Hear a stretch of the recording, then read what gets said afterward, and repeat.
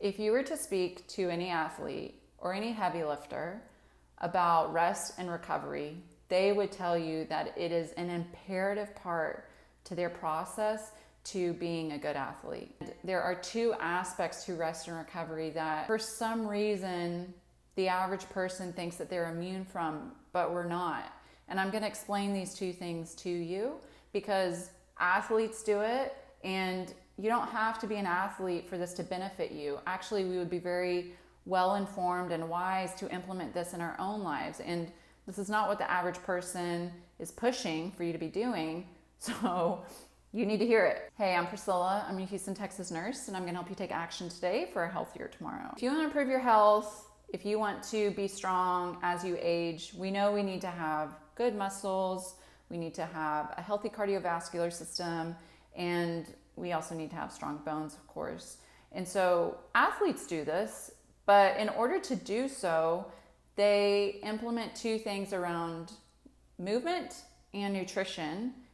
And this pattern is the same pattern that we should implement as well, because there's a reason behind why they do that. The first thing that they implement through movement is something called a deload week.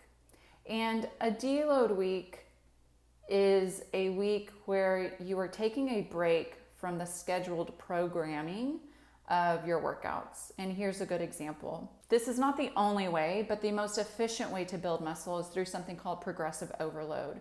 That is where you do the same workouts every week for, let's say, an extended period of time, but let's just say 12 weeks for an example. You're doing an upper body day and a lower body day. Each week you do those same movements. However, each week you change a factor to those workouts, meaning maybe you increase reps, maybe you increase sets, maybe you increase weight sometimes, maybe you slow down the movements and do increasing time under tension. You do the same thing over and over again with a goal for the rate of perceived effort to be somewhere consistently between a 6, 7, or 8, something like that. And so that you're pushing yourself every week. After a period of time, they do something called a deload week. This deload week is a week off of pushing it, meaning a lot of times it's half the sets. A lot of times it's half the reps. There's no right or wrong way to do a deload week, but it is scheduled in most progressive overload programs. And the reason is that it decreases fatigue, it decreases the risk for overtraining, it improves your overall performance, it also boosts your mental and physical recovery. And this is required to build a strong body. And you don't have to be going to the gym and doing an insane workout every time in order to need this in your life as well. We all need a break sometimes.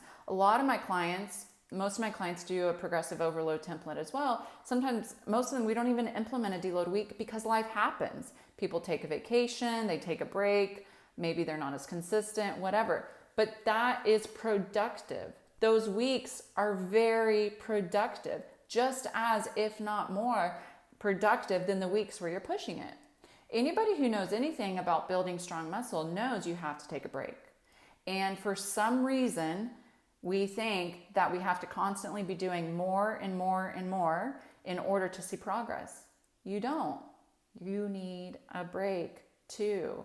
And so if you really want to have strong muscle growth, if you really want to have the ability to build your life as you age rather than watch it diminish, implement a deload week or allow yourself time to rest and recover, because your muscles that are constantly under stress will not progress to the physique and the life that you truly desire.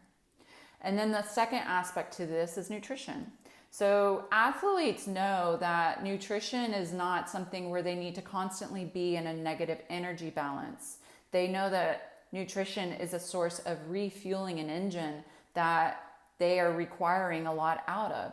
And what that translates to you is your nutrition is a means for you to fuel the body that you want to have. If you are constantly viewing nutrition as restriction, you will never produce anything or build anything productive. In order to have a faster metabolism, you need to move enough daily and you have to have more muscle mass. In order to have those two things, you need to have the energy reserve to do so, which comes from food. And so if you're constantly living in a state of lack, you will never have the tools necessary to build what you actually need. Also, most people greatly underestimate the energy expenditure for a workout. We think, oh no, I didn't burn that many calories. It doesn't matter. I don't need to eat that much, or I shouldn't eat. Those calories burned, number one, are highly incorrect. Unless you are wearing a face monitor thing and doing all this other stuff, there's no way your Apple Watch is getting that number right, by the way. The second thing too is that's not a flex. Burning an X amount of calories is not a flex, because what are you going to do with that data? What you should be doing with that data is saying, this was a lot on my body. Now I need to make sure I restore what I required of it. And until we can get to the point where we're doing that, your body will always be in a negative state. And this is what happens when your body's in a negative energy balance. Cortisol increases, thyroid hormone slows down, hormones get compromised, there's not good muscle recovery, you're unlikely to have good bone growth, detox systems are compromised.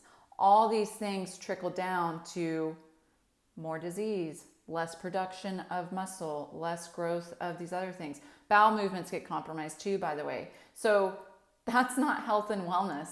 And so what you need to make sure that you're doing is that you are viewing your nutrition as a means to refuel your workouts, to fuel the movement that you desire, rather than a way to rob you of the energy necessary to accomplish the things that you need. That doesn't mean you should go get McDonald's or a McFlurry after a workout.